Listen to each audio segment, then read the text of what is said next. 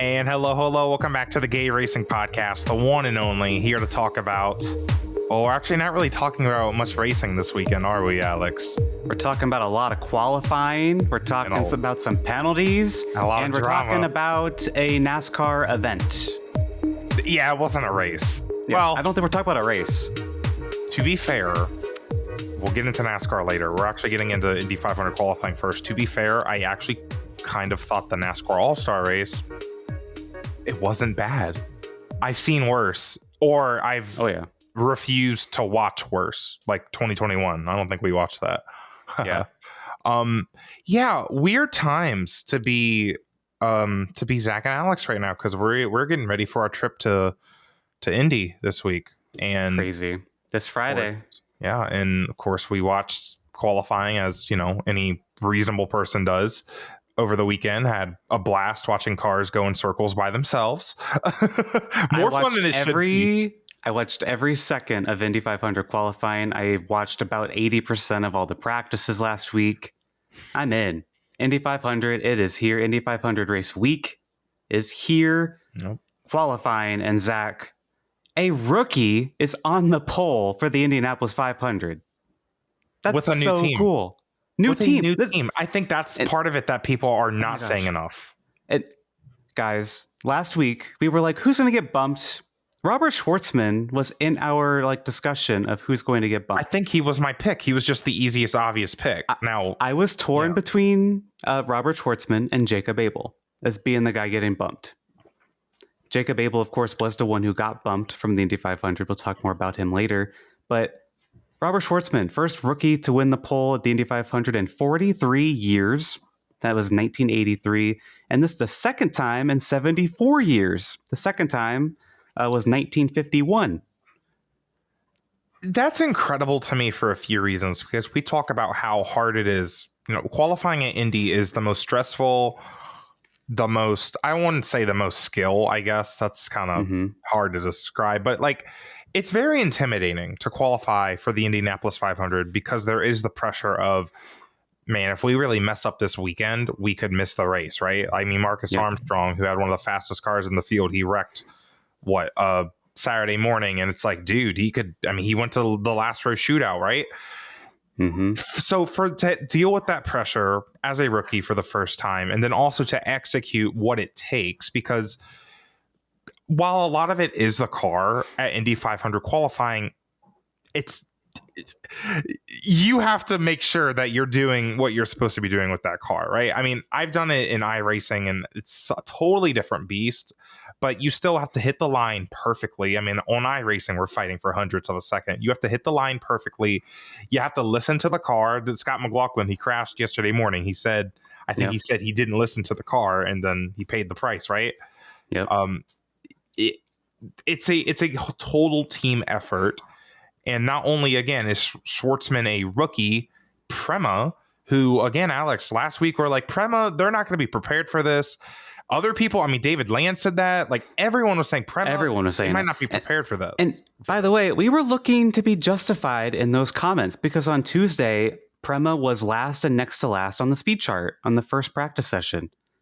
And Shwartzman only had 6 laps. Callum Ilott had maybe 16 on that first day.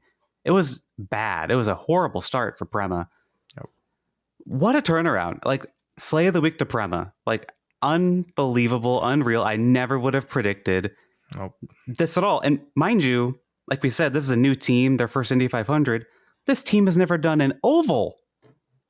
They've never done Gateway, Texas, Iowa, you name it. They've done none of them.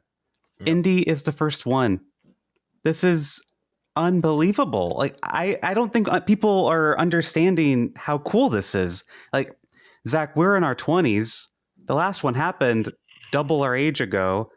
We might not see this till we're in our 50s again, if ever. This is really, really cool. Yeah. And Elizabeth Blackstock, we had her on for our IndyCar preseason predictions, and she had a lot of high remarks about Prema, right? Which they were a very serious team in Europe. Coming to IndyCar, though, I mean, IndyCar is such a different beast, and sure, if they were fast on the road courses, I don't think we really would have been that surprised. In fact, they're not fast on the road courses. No, they're not really right now. Back of the pack. But then they show up to the Indy 500, and Callum Ilott, I don't even remember where he qualified, but he was nowhere near the fast 12. Yep. This 83 team is just it's such a special, and that's what Indy's about. This special little mixture of perfection, right? And I know we talk about Prema being a new team.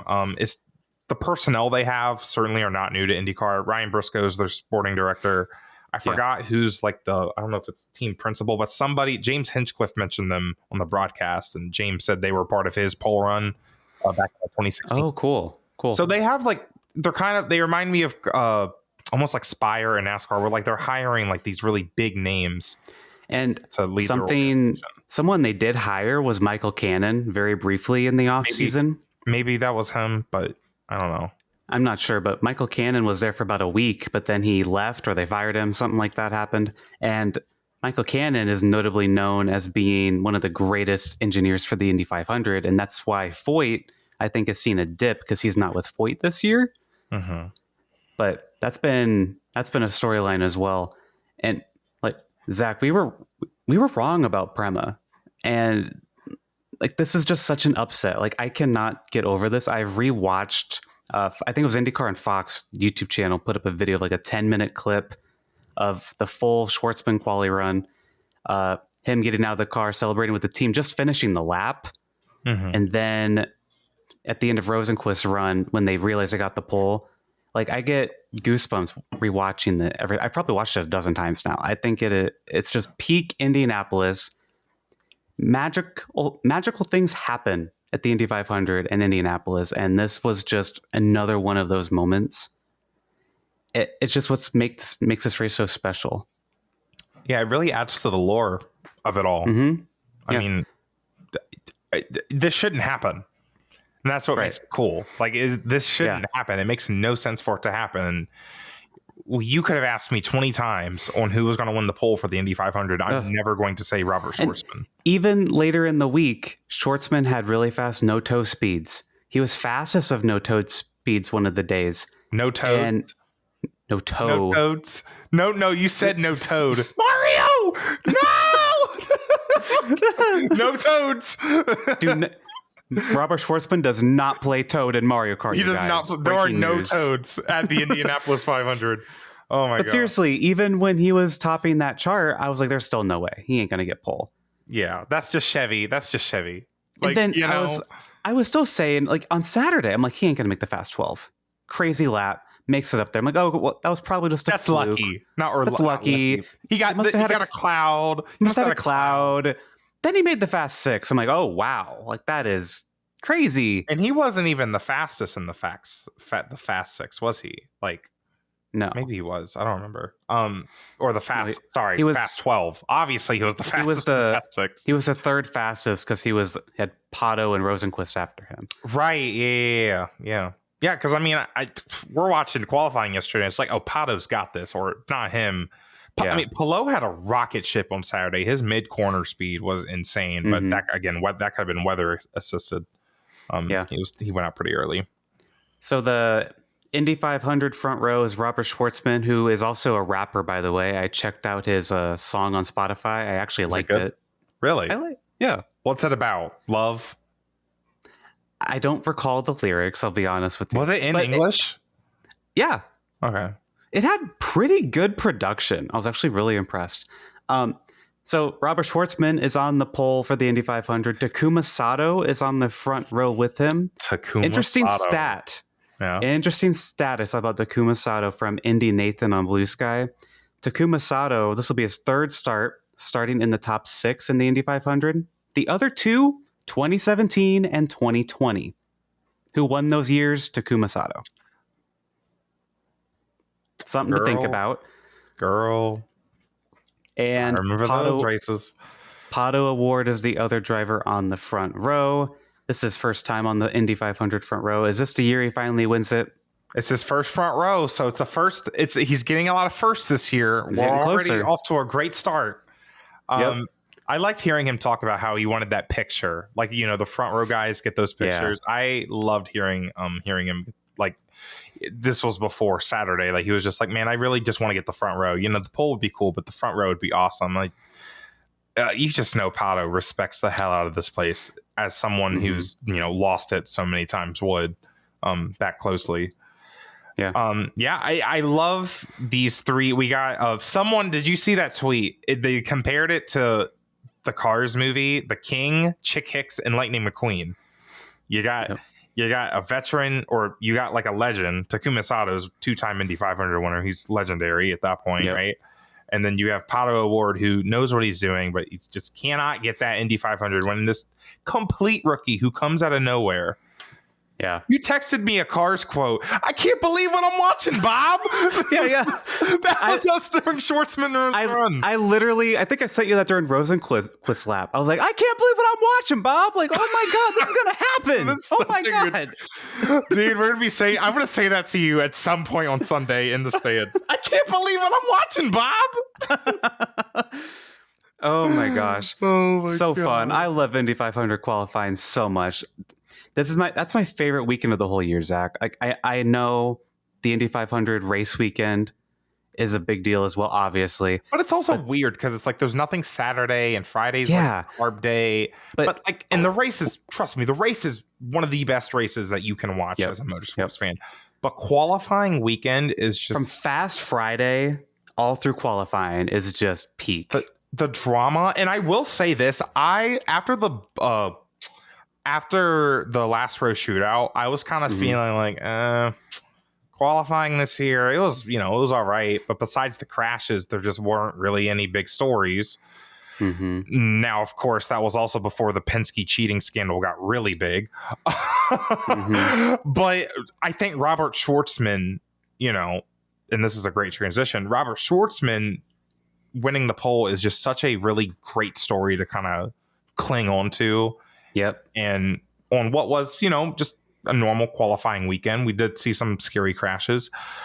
But I don't want people to forget, this is a really cool story. This is going to be something that people will talk about through history. I mean, and that's why we're leading with it. Yeah. That's why we're leading with this, because this should be the big story of the weekend. I hate that it is getting overshadowed by the Team Penske cheating scandal. Again, we've been here before, that we're about to get into. And it's, I just want to preface, before we talk about Penske, it's so weird for us because obviously we're Penske fans. If you couldn't tell, Alex literally has a wall of Team Penske stuff behind him. And, I'm a Joseph fan. I have a little koala stuffed bear with a Team Penske shirt. I like Team Penske. I have a Porsche Penske little car model. I have a Porsche Penske shirt. Like, we are Penske fans. So I don't want to say that we're not biased, because sure, we are biased. However, I do think what we're going to talk about today, I think we are very valid in our opinions on. I'm also kind of on the fence. Alex, I'm curious, to hear your kind of take on what happened. And the facts are kind of cloudy. Like, we do have facts, but some people are taking those facts and they're kind of running with them, I guess. Yes. Yeah. So if you're behind on what's going on, the attenuator on the back of the car was adjusted by Team Penske. You are not allowed to do that. The IndyCar rules say you are not to touch it. What is the attenuator? There was a lot of discussion about that. Like, what even is it? It's the little back. It's on the back of the car. It's like a little pointy thing. And it's there to prevent like a bunch of G-forces going into the driver when they have a rear impact of a crash. Yeah. And it like crunches basically when it just like absorbs all the impact. Yeah, from my understanding, it's just that dark rear end part of the car. I think the gearbox is near there. It's where that like tail light thing is. Yeah. With it, there's a little not a piece, but just like a part of it that's like open, kind of, and they covered it, is my understanding. And Tim Cindric, the president of Team Penske's IndyCar program, said, quote, "We filled that seam on evidently some of the attenuators. I think it's an arbitrary thing. Once I knew the 2 and the 12 cars were the same, no need to put our cars at risk. And what he's alluding to there, 12 car willpower passed tech, but the IndyCar did not like the 2 car in tech. And there's reports out there that Chip Ganassi was pointing out that there were issues. There's other reports that, not reports, but claims that this was happening for a while. And then you had journalists going to the IMS museum to look at Joseph's car from a year ago, and they were like, it looks the same as the car today. This just got blown out of proportion, in my opinion. It is a big deal. It's a big deal. I just think the fingers are being pointed. Once again, fingers are being pointed at the drivers. Which is crazy because they're not working on the cars. They don't do this, and this is not say anything about them as individuals. And again, I'm going to emphasize, I don't know if this actually impacts like performance. I think it does. It very well could, right? And Elio Castroneves, actually, who's part of the ownership at Shank, said he thinks it's totally cosmetic. I don't know. I don't think anyone knows. People are, claiming that they do know and they know everything. But look, penalties happen in motorsport. Literally nearly every week in NASCAR, someone goes through the rear of the field for a penalty. Unapproved adjustments. That's a common penalty in NASCAR. This just isn't it's just not a controversy. I don't understand why it's such a big deal specifically about penalties, right?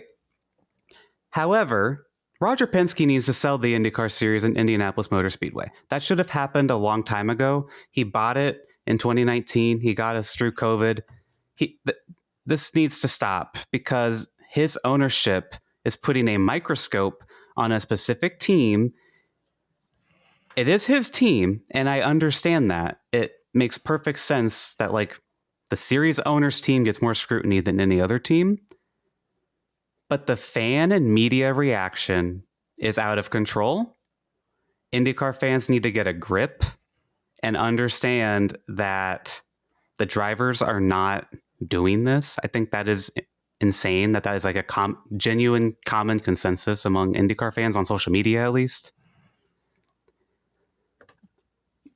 I don't know what the answer is here, but I do know that Roger Penske owning the series is inflating this way beyond what it actually is. Mm-hmm. Yeah, and you remember I mentioned to you this weekend, there's been a lot more inspection failures, right? Remember Daly on Saturday got his run thrown out because he failed inspection afterwards. And it was just a lot more than I feel like we've ever seen. So is that just a coincidence? Because is tech just randomly changing? Because again, if Joseph's car last year that won the 500 has this exact same kind of modification to it, how has it passed tech last year? And I assume they've run it. Honestly, can we check other races? Have they run it at every single race or every single oval race? Because that's what I'm starting to wonder. Fox did an interview with the head of IndyCar's tech inspection, and he seemed kind of clueless about the situation.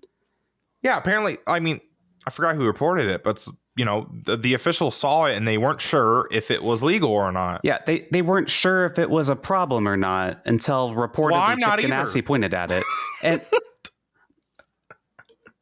I've struggled to have confidence in a lot of higher ups at the IndyCar series because just less than a year ago, Mark Miles is saying Pato O'Ward is not a popular enough driver because he's not on billboards. That was not even a year ago. And now we have other people in the series saying I don't know if that's a rule or not. You are in charge of the rules. How do you not know? It's really easy for us to look like we're, trying to shift blame from Team Penske, to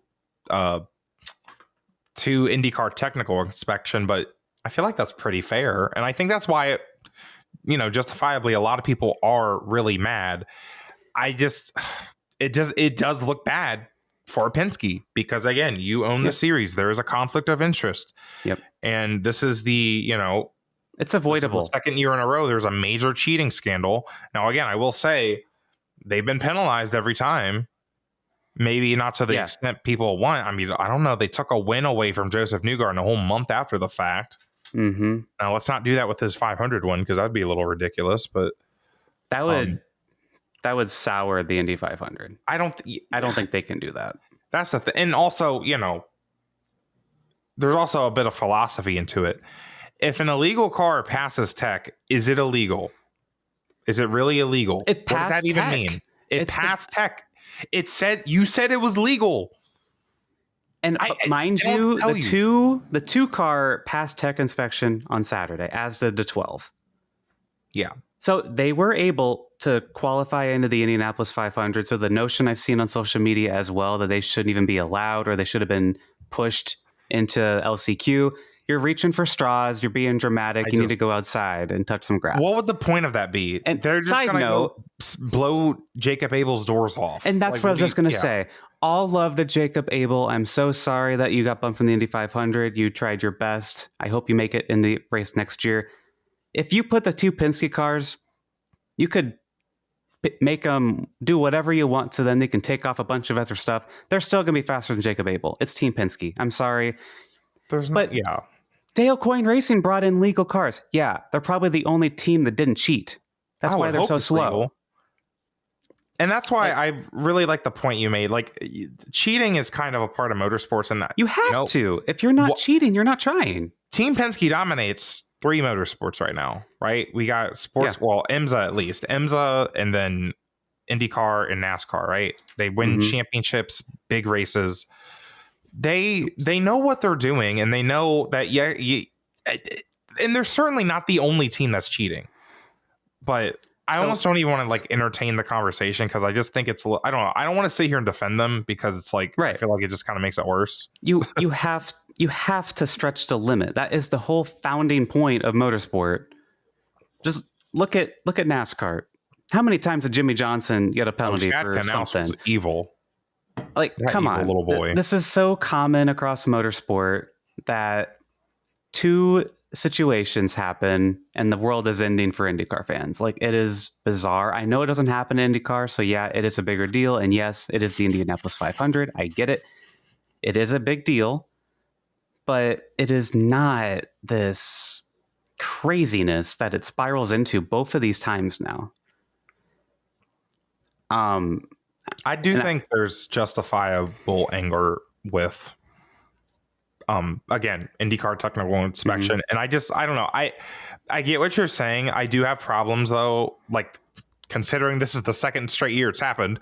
The first time I'm like, y'all are being a little bit ridiculous, but this year I'm like I get it. It is a pattern. The conflict of interest is there. I really do get it. So that's why I don't want to sit here and be like, y'all are being ridiculous, even though you kind of are. Oh, they are being ridiculous. I think we all just need to calm down. How about that? Yes. And by the way, I think this is a very fair penalty. They're each being fined $100,000. Race strategists are suspended again for the 2 car. No Tim Cindric 2 years in a row. Wait a minute. Yeah, go ahead. And they're going to start last and next to last. I think that's a very fair penalty. This is something you would probably see in NASCAR. It's fine. Wait, that should be end of story. They're getting fined $100,000. So Roger Penske is taking $100,000 and moving it to his other wallet. That's a joke. See, I know that's not. I would like to know where that money is going. Where is it going? Roger just takes a clip of money and is like, okay, I'm going to move this over here. There we go. Is Roger Problem just solved. being like, Tim, you need to Venmo me $200,000? Is that what's happening? Oh my God. We know that's not how that works. We're not that stupid. No, yeah. I want to note one more thing. This is controversial. I had a lot of people telling me I'm a Joseph Newgarden fan on Twitter. You're right. I am a Joseph Newgarden fan. For real? That's great. Yeah, next thing they're going to start calling you gay. Oh my gosh. Don't let them call you gay. The IndyCar media needs to treat this better They are treating this as a conspiracy and a spectacle. If you're going to cover this, you need to put the facts out there and not push your personal opinions or dislike of any individuals who work at Team Penske. I understand the conflict of interest with the ownership.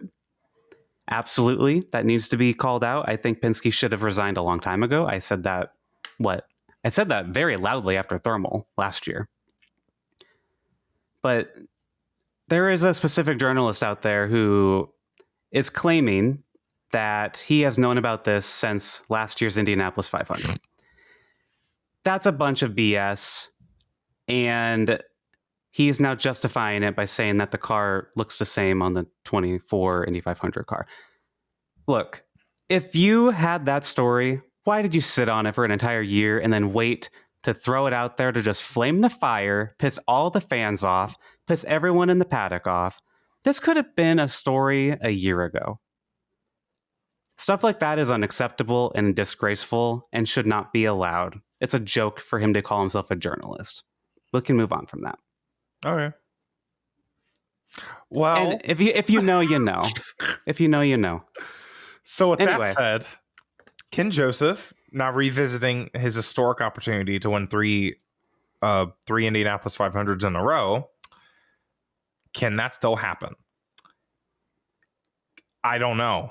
I don't want to sit here and be like, yeah, it can, because it's a lot more difficult. I'll tell you that. Track position is so important, especially I feel like the farther you are back in the field, not only is track position so hard, but just surviving the 500 miles. I mean, we saw a crash turn one lap one last year. Like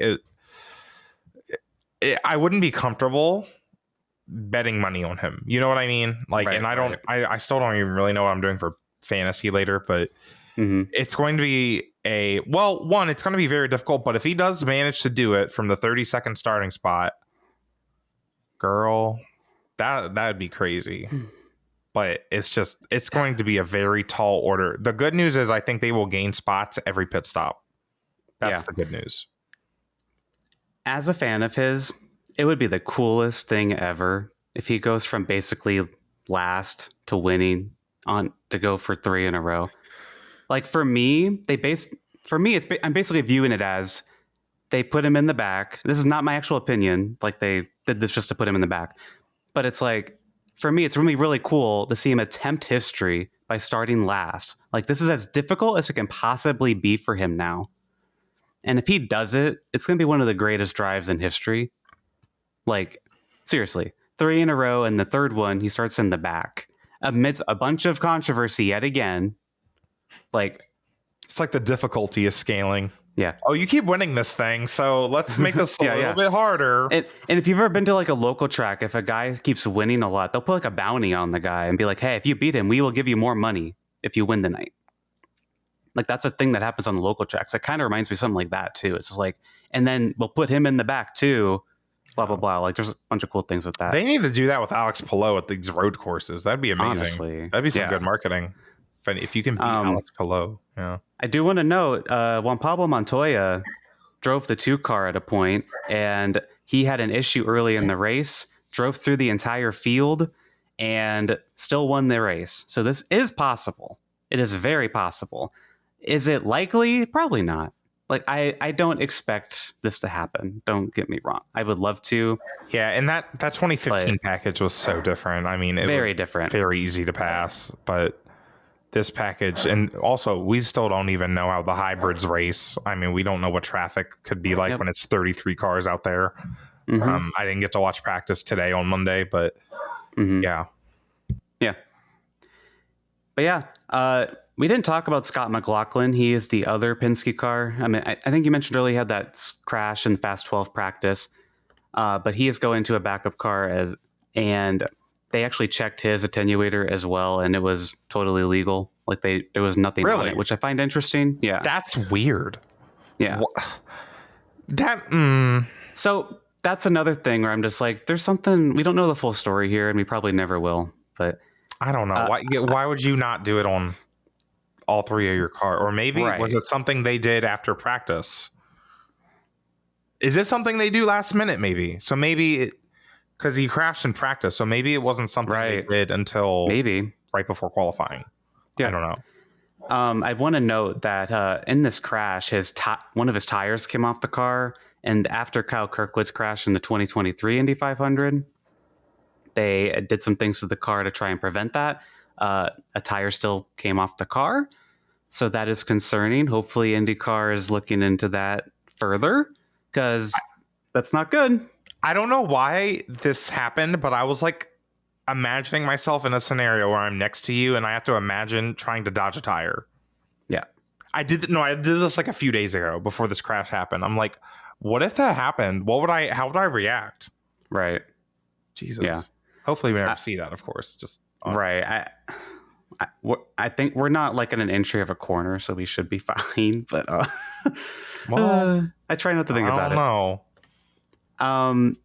Do we have anything else we want to mention about this? Team Penske? Yeah. Not really. I feel like you've said enough, Alex. I've said enough. Disclaimer for me, I am a fan of Penske and Joseph, obviously. Yeah, we're biased, so ignore us. Anyways, back to glazing. Fox Sports. Let's talk about Fox Sports and their coverage of practice and qualifying. You know what, Zach? I was actually really impressed with Fox Sports. Will Buxton is gaining so much confidence. Let's start with him. I am really liking him as the lead commentator, and his call of Connor Daly's qualifying run, that gave me confidence he can actually call the Indy 500. At the end of Saturday, that was sick. Yeah. And the aura of it all, the gun going off as he started to round turn 4. Oh my God, that was aura. Yeah, that was really fun. And Will is just noticeably, I feel like I could go back and watch St. Pete. He's just so noticeably more comfortable and confident, and I think his passion is also starting to come out, because this is the Indy 500. This is not just an ordinary IndyCar race at St. Pete or Barber or whatever. Like, this is the Indy 500. And I think his passion is starting to come out. His cute little art moments this week. Oh my God. He showed like a painting he did. I am starting to fall in love with him. Like, that is so cute. I love that. And he was posting on Twitter little sketches of the pagoda. Yeah. And I will say, like, I described this to you yesterday, as I feel like this booth, and so this is now adding Townsend and James Hinchcliffe into this, like, they are talking in poetry. And I think that's what makes qualifying so fun to watch for us, is because, yeah, we're watching a car just make single car laps. And there's cool things about that already. But Townsend and James and Will, they're just able to talk in such a poetic way almost. And, you know, they were able to do that when it was Lee Diffie instead as well. But they're just, it's nice to see that magic still kind of kept. And I'm very excited for everyone who's going to have to watch the actual race on TV. Yeah. The race. Pre-race. I don't know if I would bother tuning into pre-race. I think you should sleep late. Make sure you're watching F1 all the way through. Make sure you watch F1. Watch F1 post-race, actually. And then take a nap. Take a nap. It's going to be a long night with the Coke 600. Take a nap. Set an alarm for whenever the hell the green flag flies, and then that's when you wake up. Yeah. Yeah. Because, I mean, you can watch all the pre-race stuff. I'm assuming Fox won't bin that. Like, you know, it's just tradition. Yeah, but you got to dodge. You're going to be dodging Chris Myers and Danica Patrick, because, oh my God. And you know what? Gosh. When they say it's going to be Chris Myers and Danica Patrick, I know what you're thinking. Danica Patrick, oh my God. And I surely have some things to say about her this weekend. But what the hell was Chris Myers doing up there on that stage this weekend? He thought he was in Daytona. He thought he was at the Daytona 500. He acted like he knew who Colton Herta was. Elio Castroneves. Well, embarrassing. Oh my God. Our Patreon member Finley says Chris Myers is bad at his job and might be a lizard person. Source Danica. And that's the thing. I didn't expect, like, I think Chris Myers, he's been doing NASCAR for at least 20 years. Like, he is so comfortable with it. He's very ingrained with the sport, but he doesn't just do NASCAR. Like, he does a lot of other sports. But NASCAR, again, he knows NASCAR. He's been working in NASCAR for Fox for a long, long, long time. IndyCar, I feel like it's like if you asked a NASCAR fan to talk about IndyCar. That's what it felt like, and it was even just little things where it's like, on Saturday, during the Saturday show, he was like, this person will be in the Indy 500. And I'm just like, well, that's not a guarantee yet. I mean, the day's not over. So don't say it like that. But I found, it was just a messy weekend from him. I mean, him saying that it was the Daytona 500 3 times. Dude, what are we doing? When I laughed when he said it with Colton Herta, and Colton quickly corrected him. He's like, "This is your 7th Daytona 500," and Colton's like, "Indy 500." The favorite 500? One, though. Colton, don't go to the Daytona 500. No one wants to go there, no. Chris. Please. My favorite one is they were going to commercial, and Chris said Daytona 500. I started cackling. I'm like, he did it again. He did it again. And he quickly corrected himself, but it's just like, girl, if I was doing that on TV, there's no way. Like, Fox Sports, how are you not pulling him off the air? You need a comically large cane to yank him off. Like, this is crazy. Yeah, does this comically large cane? I know exactly what you're. Did he get yelled at? Did he get lectured by his bosses? Like, this is not okay. How do you tell, Chris? This is the Indianapolis 500. You can call it the Indy 500 if that's easier, but this is not Daytona. Oh, this is not a NASCAR. He's definitely going to say NASCAR at some point on Saturday morning or Sunday morning. He's going to say it when trying to reference IndyCar. NASCAR penalized Joseph Newgarden and Will Power. Oh, God. Will Power's teams. Oh no. Oh my gosh. Actions detrimental to stock car racing. Chris, these are open wheel These are cars. not stock cars. These are not stock cars. I honestly hope he does it again, because it's kind of hilarious. And then 2 things. Yes. The Fox broadcasts were really good the whole week, and all the qualifying, in my opinion. But then they switched. Then they switched to Fox, and the energy was just drained out. Big Fox, when Chris Myers brought it in, it was awful. We were watching IndyCar on Fox all week, but then we were watching IndyCar on Fox. They're trying to appeal to the casuals, and it's just like, no, it was cringe. It just felt cringe. We were missing runs. We missed David Malukas. We missed Marco Andretti make a run late Saturday. That one pissed me off, because what if Marco made his way in on that run and they just didn't show it at all? There were a lot of runs they missed a whole first lap of, only in this section of the broadcast, because they kept doing interviews. They had Joseph Newgarden up there. They had Pato up there. By the way, at one point they had Chris very obviously reading the teleprompter, and he was reading off the booth names: Will Buxton, Townsend Bell, James Hinchcliffe. He had a super long pause. He had no idea who was in the Fox IndyCar booth. He was about to say Mike, Larry, and Daryl. Yep. Go throw it up to Mike. Oh God, it was bad. Honestly, wait. After Chris and Danica had their first little segment, when the camera panned to the booth, I swear to God, Will Buxton had a cringe look on his face. Did you notice that? I did. I swear to God. I wish I would go look at Townsend's face, but I was looking at Will's face, and he was like, well, okay. Then.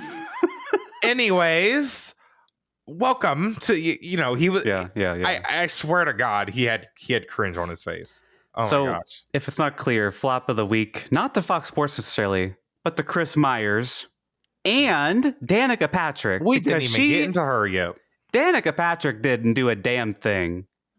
One of her analysis at one point was just like, they need to not wreck. It's like, oh, thank you, Danica Patrick. Thank you. She criticized Colton Herta for, he didn't protect his car on Saturday, right? He let it, he made another Colton Herta mistake.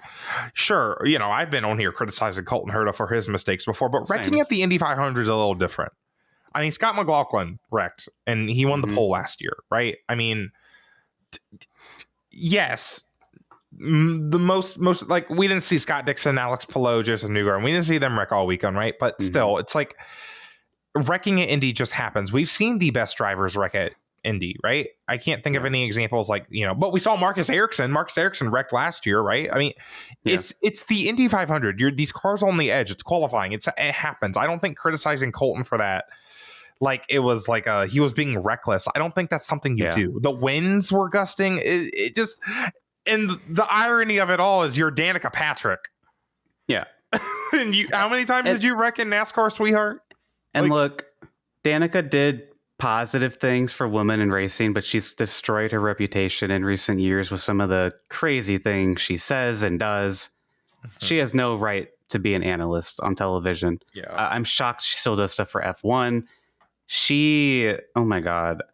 The fact, by the way, the fact that Fox had their booth, or not the booth, the stage with Chris Myers and Danica Patrick in Victory Lane, I found that a little insulting because Danica Patrick should not be in Victory Lane in Indianapolis.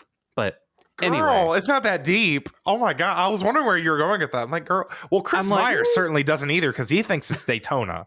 Yeah. So, gosh. Oof. Yeah, but it's okay. The Speedway keeps score. Karma will get them. Their cars won't start when they leave the track Sunday. I promise you. Well, God. Zach, we will be at the Indy 500. So thank God we don't have to listen to that. Yeah, thank God. That's probably the best part. I've warmed up to Will Buxton in the booth. I mean, they're great. He's awesome. The reporters are awesome. Yep. Love Georgia Henneberry. She slays. I like her. Oh, she is such a slay. God, I want to like. By the way, Kevin Lee is so underappreciated. He's fantastic. Yeah. And they're going to have Jamie Little too. And Jamie Little, it will be doing Jack Harvey's position because Harvey's in the race. Yeah. I wonder, is that it? Just 3 pit reporters, I guess. I feel like I'm missing. No, I guess I'm not. All right. I think they've only had the 2 all week. So yeah. And then, because normally it's Jack Harvey. Okay. Oh, by the way, Tony Stewart will be with Chris Myers and Danica as well. We forgot to mention that. And I think, honestly, thank God. I will say someone who knows something. It does feel like that trio of like Chris Myers, Danica Patrick, Tony Stewart, like it does feel a bit like of a NASCAR-ified pre-race. But to be fair, NBC had Dale Jr. and Jimmy Johnson, and they've had years where it was like Jeff Burton and Steve Letarte. Like NBC was definitely guilty of that. But also, I never really criticized NBC for it because, like, well, what race do NASCAR fans watch? Like, what IndyCar race do NASCAR fans watch? Yeah. The Indy 500. I get it. Also, Dale Jr. actually did his research and knew what he was talking about. That's true. And prepared. I actually loved Dale Jr. and Steve Letarte's perspective on it because they talked about, and this is what I still harp on this today. It's the fact that they show the miles per hour instead of the time. Like, they thought that was so cool. I think getting their perspective, like they offered their perspective and, the neat things that like maybe IndyCar fans wouldn't notice because they're used to it. Right. But Danica and, Danica's just Danica. She's, I don't know. I don't know. Well, we talked a little about NASCAR. NASCAR had their All Star race at North Wilkesboro. Christopher Bell won the All Star race with a late pass on Joey Logano. Zach, I didn't really watch this race. I had it on, but what did you think of it? I will say, in Christopher Bell, he got out of the car. Not in victory lane on the front stretch. And he said, this is the best short track in NASCAR. And, I kind of agree. North Wilkesboro is kind of like Bristol in a way because it's got progressive banking. The preferred groove was kind of up top, right? And Larson was doing some really fun things last night. He was getting the wall a little bit. And I think what that sets up for is it sets up for guys to dive on the inside and get side by side, right? And then maybe even, side draft them a little bit down the straightaway. They're not going that fast, but they're going fast enough. I think the racing was actually pretty good last night. And there were cars moving around. It didn't seem like following. I know following another car was kind of difficult, but it didn't seem like it was too much of an issue. Yeah. I will say once the cars got spread out, it was keys. But it was one of those races last night. It was kind of like watching, we have races like this in iRacing all the time. It's like everyone's running the top And as soon as you go to make a pass at the bottom, if you don't get back in line, you're kind of screwed. It's like a reverse Martinsville, basically, where it's like instead of it being the bottom, it's the fight for the bottom, it's the fight for the top, right? Right. And the way to get by is you're going to have to go through on the bottom. Christopher Bell, he did a pretty good job trying to muscle Joey and get to his outside. And that's how Brad Keselowski, who was dominating the early parts of the race, that's how he lost the lead. Someone got to his outside. I believe it was Joey, and took off. Bell did what this track kind of sets up for, and he threw his car in there, and I wouldn't even say he ran Joey up the track. I think Lane Riggs did worse the day before in the truck race. They made a little contact, maybe used him up a little bit, and took off and won the race. And, I think Joey Logano had a lot of frustration with two things. Christopher Bell's move, which we'll get to that. And then the promoter's caution. Promoter's caution. Now, listen, I don't want to talk about the promoter's caution yet. We'll get to that. Yeah. Joey, did you read the rules? They said they basically announced that they're going to throw a caution. There's no way. As soon as you saw Michael Waltrip on that flag stand, you should have known they're throwing a caution. Right. Let's be real. Did your spotter not tell you, hey, they have Waltrip on the flag stand? To get ready for the caution, dude. Save your tires, whatever you got to do. Yeah. I just found it hilarious that he was complaining about that. It's the All Star race. This was NASCAR's sad attempt at gimmicking it up. But don't be. I feel like he was surprised. Are you surprised? Right. We knew this was going to happen. Why are you surprised? Yeah, What's rich? Yeah. Go for it. Okay. What's rich is him complaining that Bell used him up. Does he know who he is? Does Joey Logano know that he's Joey Logano? And honestly, what's also rich is him complaining about a gimmick. I'm sorry, you won Nashville last year because of a bunch of cautions. I have a question. Why does Joey Logano care so much about the All Star race?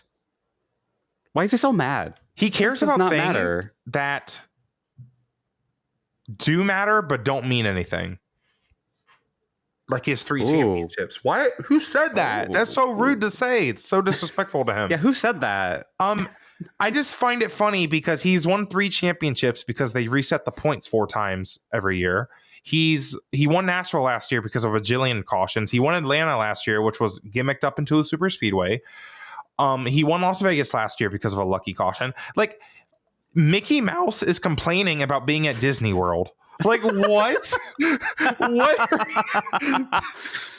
I hope Zack, Tanner is proud of that one. That's exactly what he almost said about. That's amazing. You can't complain about putting ears on Mickey Mouse. That's Mickey Mouse complaining about being at Disney World. I'm serious though.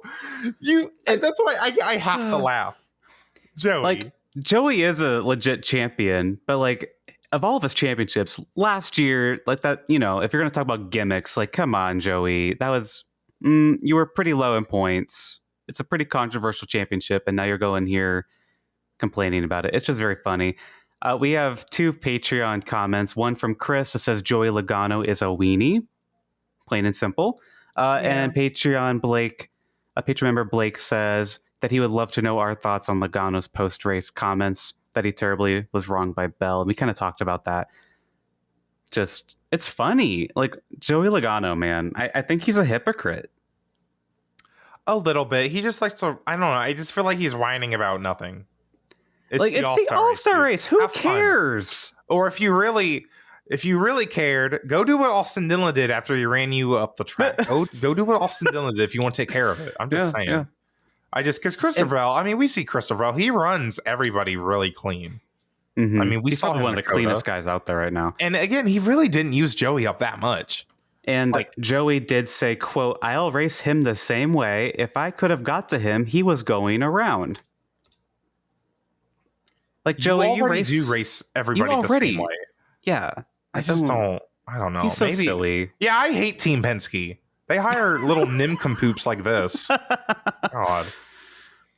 Patreon member Chris says tough breaks for RFK in this race. It was nice to see Brad and Ryan Preece run up front. Well, will it take for them to turn their season around? Zach, I did see Brad Keselowski was leading a bit. What ended up happening to the RFK cars? Brad lost the lead, and then I don't think his car was that fast, but I guess he won the heat race. I didn't watch the heat race. I was watching Connor Daly make his lap. I mean, he just lost track position, and we didn't see him again at the front. Right. And I mean, Joey Logano controlled the hell out of that race. And also, you had guys like Larson coming up through the pack, and Chase Elliott was like coming up through the pack. Ryan Blaney, like, I think there were guys that, didn't start up front that were, they had fast cars. They had to work their way up to the front. Bell, of course, Bell. Yeah. So I think, he just lost track position. That's, as soon as he lost the lead, I knew it was Keys. Like, there was no way he was going to win that race. So Ryan Preece, I saw a video that he was carrying an orange cone and he took it to the wall. I'm assuming something happened with the choose. Yeah, at the open, apparently he got a choose violation when, I don't know if he was in the lead or not. I didn't watch because I was watching qualifying, but and so then he took a cone and put it on the track. Apparently Denny said on his podcast that he was having trouble saying it too, but he didn't want to mention it because he's like, well, I'm gonna let someone else make that mistake. Which is smart. Someone said it's because the sun was low and also the front stretch is downhill, which shouldn't matter because you're also going downhill. Right. The road is straight. I'm just saying the road is very straight. Apparently they repainted the Choose V after the open because apparently the paint was faded, which that's a fair criticism, I guess. I don't know. That should be repainted. People are like, they should have the Choose drone. They should have an actual cone out there. Remember the Choose drone? Oh my god, I forgot about that. Choose drone. Listen, silly. Don't hit the Choose box. Then choose your lane. I don't know. I don't care. Can I just say, Ryan Preece talks a lot of crap. And he needs to start winning. Like, I'm not saying he's wrong here, but he talks so much crap, but he doesn't. Girl, he's fast. Hold on a minute. He is fast. He is. What, dude? He doesn't need to start winning. He was in an SHR car. He talks a lot of crap. I know. No, he was in an SHR car. No. Give him. He's one of the best new driver team combinations this year. Like, I would agree. 100%. I wouldn't criticize him like that. And I think it's fair. I would have probably complained about it too if I lose the race because of that. I get it. I mean, that was a chance to be in the All Star. I ain't saying it's not fair and he's right to complain about it. I'm just like, he talks a lot, and we need that. I'm just like, it's interesting. Yeah. The promoter's caution, Zach. What did you think about that? I think a lot of people were just like, this is another NASCAR like har moment. Like Michael. It was. Yes, but if you don't laugh, you will cry. Very true. I thought it was funny. I don't know why I thought it was funny. Maybe it was like watching a bad movie. It was like watching Graham Rahal make his qualifying runs. It's like, it's going to be so bad that you can't stop watching. And just watching Michael Waltrip on that flag stand, and he kept looking back at the fans, and he was like, should I throw it in 10 laps? Should I throw it in 5 laps? That was kind of funny to me. I don't know why. And he was wearing a little retro outfit from like the jacket he won from the All Star race back in the day. Like, oh my God. I don't know. I just enjoy the little things. Why not? Let's just laugh. It is the All Star race. It's a silly race. I had it on. I was listening. I didn't like Mike Joy begging for the flag to be thrown. And then when they did throw it, a bunch of fireworks went off. I'm like, this is crazy. Oh, but when I had the problem with the fun flag in SRX, it's like, oh, I'm overreacting. Okay, Alex. But that's SRX. Their whole point is to be silly. NASCAR shouldn't have an event where they're just goofing off. Like, what are we doing? This race needs to die. I agree. Since they goof off every other week. They goof off every other week, it feels like. I know, but NASCAR shouldn't be like that. That's my point, though. Like, it's like the All Star race had a lot more merit, and this will tie into my next point. It had a lot more merit when that was the gimmicky race, right? But now every race has gimmicks. True. I mean, literally a lot of the gimmicks, stages, double file restarts. I don't know about overtime, but certainly, overtime's kind of evolved a little bit in the All Star race. Like now it's, I don't know. I will say, I think the All Star race, it's, NASCAR, every race, it's like you have dessert every week. Does that make sense? Like, you're getting dessert every week, and then it's like, okay, here's dessert. Girl, I want food. You know, like you've been giving me dessert. Horrible. Sorry, that was kind of a horrible analogy, but I get what you're saying. Yeah, it's like, I don't really want to see this is just, we watch a gimmicked up race every week. This is just a gimmicked up race that doesn't mean anything, right? Where before it was like you have your real races and then you have your gimmicked up race, but it doesn't mean anything. Also, I think a big part, because ever since we moved the All Star race, this started actually in 2020. Remember when they moved the All Star race to Bristol? Yeah. The expectations for that event soared because it's Bristol, baby. Literally, like, oh my gosh, this is going to be the best All Star race ever. Womp womp. Womp womp. It was kind of a dud, right? Yeah. Texas, moving it to Texas, I don't think anyone really expected that to be good. But also, it's like the teams are traveling halfway across the country for this event. This better be good, right? North Wilkesboro, we're bringing this entire track back. And you know what? It was really cool the first year. These last 2 years, it's like, okay, well, yeah, we're at North Wilkesboro. I'd like to care about North Wilkesboro, but I just don't, because it's the All Star race. I would if it was a points race. Yeah. So I get why the Fox booth last night was like, wouldn't you love a points race here? Mm-hmm. Yeah. The racing would probably also be better. It'd be during the day, traffic.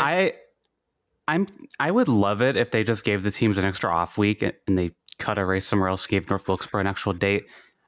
Kevin Harvick, I believe, said that they should just add that as a 37th race.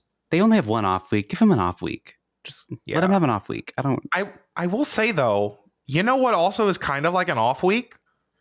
Having the All-Star race at Charlotte, like it used to be.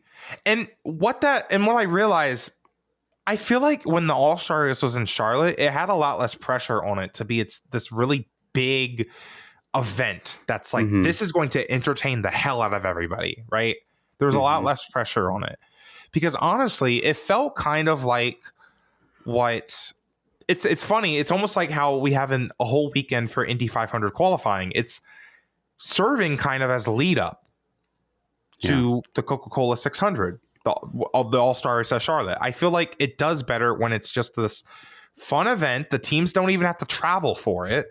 They just have to bring their car to Charlotte Motor Speedway, and you know, it's kind of, I feel like for this era, I feel like it would be better because it's just more chill, right? Yeah. There's no expectations, and also the racing at Charlotte is good, right? Right. And if you don't want, and you know, there's the issue of, well, teams will just learn so much about the 600 and they'll use it as a test session. Well, then do what you should have done this weekend and change the rules so that you can't apply that information to the 600. Do something weird with the cars, right? Yeah. Like I think everyone would be a lot happier if it was just at Charlotte, because then it's not an off week for sure, but it's like at least most of the teams, at least they're home. Right. That's fair. A week. I think that would, and there's less expectations. I would like to see them try it again, but they're not going to do that because you almost can't go back on it. It's kind of like bringing the Clash back to Daytona. You almost can't go back on it at this point. If I had to choose between the Clash going back to Daytona and the All-Star going back to Charlotte, I'm picking the All-Star back to Charlotte. I think both are important as lead ups because I mean, they are. I just watched the 500 qualifying. But we talked about the Daytona 500 is kind of whatever. So I think the 600 having that kind of build up would be better. I think not having lead up to the 500 is kind of a part of that. And certainly there's also, the car package and stuff. But yeah, I think Daytona 500 qualifying should have its own weekend. But I understand, maybe have a little race with it. So, and certainly ARCA's not enough. So I don't know. You can do whatever you want. But I think, I think more people should be team bring the All-Star back to Charlotte. I think that would make people happier than they realize. So, yeah. Well, now we're at fantasy. Zach, it's time to pick who we think's going to win the Indianapolis 500. That's crazy. I forgot to even think about a Coke 600 pick. I forgot that race was happening this weekend, apparently. Indy 500 qualifying. I had Pato Award. I will get the point. He qualified third, and Santino Ferrucci qualified 17th. And Jackson Todd, our guest last week, he had Alex Rossi, who qualified, I believe, 14th.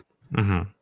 So Okay, we are tied in points. It is 6-6. Tiebreaker is most wins at the end of the season. So for this, whoever has less wins goes first. You have 2 wins. You're technically losing since I correct have the tiebreaker. Correct. So who are you picking for the 109th running of the Indy 500? You all know what my heart wants, but I don't think it's going to happen. I think it's unrealistic. It's never happened ever in 108 times. But I do think, despite all the drama, Team Penske is still going to win the Indy 500. I'm going to say Scott McLaughlin is going to do it. Huh. Okay. Yep. All right. Scott McLaughlin. Yep. I don't know. He wrecked his car. I don't know, man. I don't know about that one. Be quite the comeback.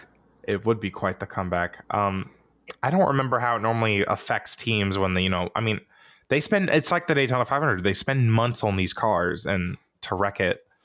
Right. I don't know. No, I get it. Yeah, I kind of agree with you. I don't really want to pick Joseph. I was ready to pick Joseph until yesterday. Yep.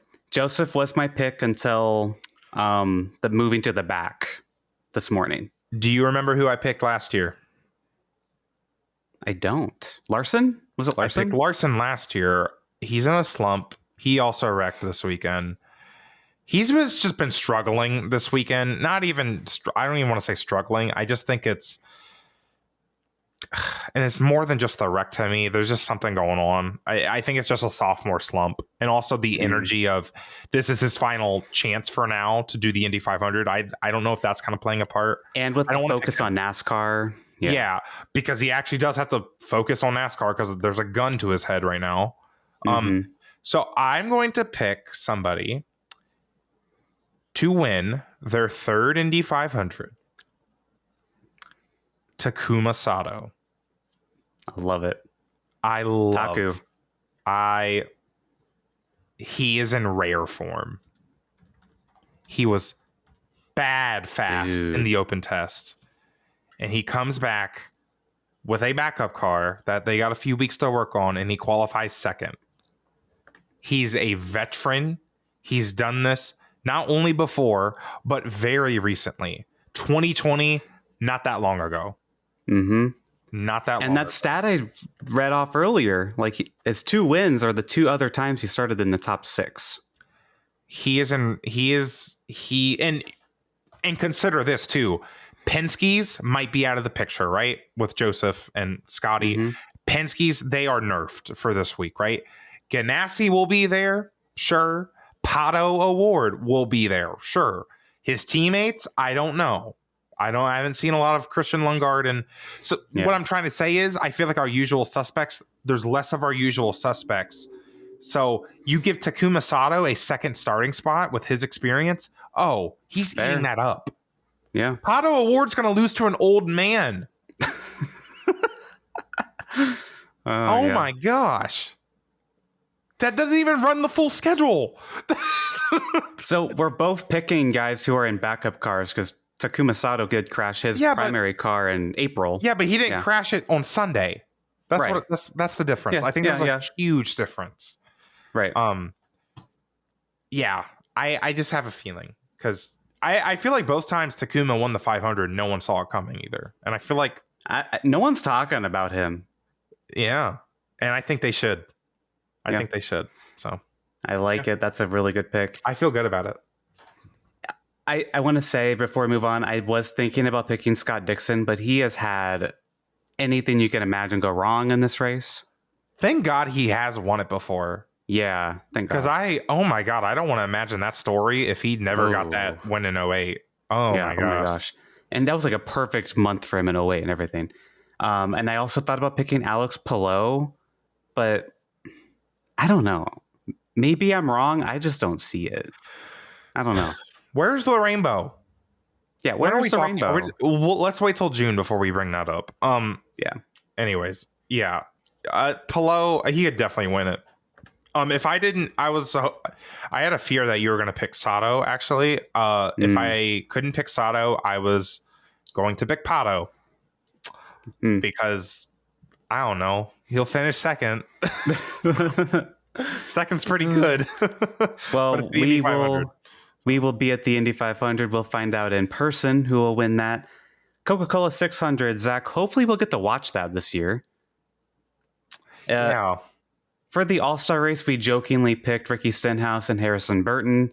No points were on the line for the All Star race, so it was just for fun. I have 13 points, and Zach has 9. So you go first. Yeah, I'm not really prepared for this, but I'm going to pick Ryan Blaney again. Okay. It's a long race. Hopefully that 12 team gets those long runs in that they're begging for. Mm-hmm. So I think this should be, and he won it, 2 years ago? So should be a good night for him. I hope. I'm going to go with Chase Elliott. You know what? Oh my God, that's the other guy. I was actually kind of thinking about him because I feel like it would be perfect. What a story that would be to break a kind of another winless streak at the Coke 600. And he was really fast at Kansas. That's a good pick, Alex. I was thinking about him like a few days ago. That's a Chase good pick. Elliott is very quietly good right now. Like very actually, quietly. He's actually fighting for the lead. Yeah. That's the difference. He's not just running back there in 6th. He could have beat Larson at Kansas. I don't think Larson's not going to win the 600. And if you think about it, who's going to be second? Probably Ryan Blaney and Chase Elliott, right? So I think we are on the right track here. Do we have any other notes for the 600? Well, the usual picks? favorite is Larson, but I mean, as we saw last year, that's not a guarantee. And also, I hope he can do the full race in both. I really hope so. But also, I just wonder what his performance is going to be like in the 600. Like, surely you're tired, right? Like, what is that? What is that going to be like for someone like that? So we'll have to see. The weather's been looking pretty good though so far. The Indy weather looks pretty good. Let me glance at the Charlotte weather. I have not looked at that. Charlotte weather, you never know with NASCAR, but I think he'll get both races in. I don't know, he's got to not crash, which can be hard for him sometimes if he wants to get all 1,100 miles in, but hopefully it happens. There's a 45% chance of rain in Charlotte at night, but Indy looks pretty good as of right now. Well, we have our hotel room from Monday, so if they race on Monday, does that still count as the double? I don't think it does. That's gonna make him mad if he can't do it. And we saw them last year. They didn't want to race at 3 a.m. last year. So I know. All right. We'll have to wait and see. Thank you for listening and watching this episode of the Gay Racing Podcast. I hope you like the hot takes. Lots to talk about. A lot of controversy. Hopefully we can all focus in on the Indianapolis 500, greatest race in the world this weekend. Wrap up here. We have a kind comment from Dylan McCollum, who is also one of our Patreon subs. He said he absolutely loved last week's episode and our IndyCar Indy 500 discussions. I hope you liked this episode's discussions as well, Dylan. I'm not perfectly educated in the IndyCar scene, but it was extremely compelling hearing you guys talk about it so passionately. Oh. Thank you, Dylan. Yeah, I get this is every time May rolls around and every year it just gets more and more to be like, I think this is my favorite race. Yep. Like it's just my favorite time to be a motorsports fan. It's just same. I love May. The purity of it all. It's just, there's nothing, most of the time, nothing really negative about Indy. Like everyone's just having a good time. Everyone loves it. The racing's great. For sure. Always. So, yeah. And thank you to our Patreon subs. You can join in the conversation that we had throughout the episode with them at patreon.com/gayracingpod. You can rate us 5 stars on Spotify and Apple. Consider liking and subscribing on YouTube. Follow us on social media at Gay Racing Pod, primarily Blue Sky, TikTok, and Instagram. Zach is at Dreamy Zach Racing on Blue Sky and Twitter, and I'm at Newgarden on Blue Sky and occasionally Twitter, unfortunately. Unfortunately. I made some people mad. We will see you guys next week to talk about the double, the Indy 500, the Coke 600, Can't maybe wait. something cool happen at Monaco. We'll talk about that. Apparently, Monaco is not going to be on this weekend going forward, but right. they said that few years ago, and then it came back. So what is the truth? I don't know.